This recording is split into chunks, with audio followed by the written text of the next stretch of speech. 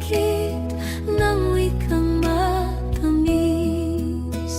Si Jesus ay nagagawa ng wikang sakdal timyas. Sa tinig niya'y makimatiyag, ganito ang sad. Naligtas sa hirap, ang langit ang tumawag. Anong galak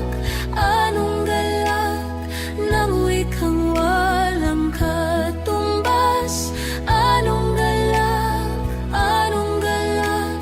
ng wikang masarap.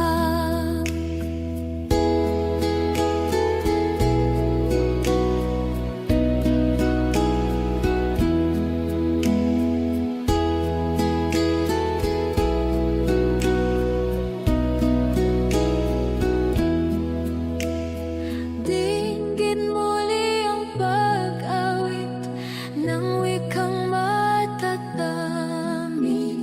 Sa sala mo'y ibinihis ang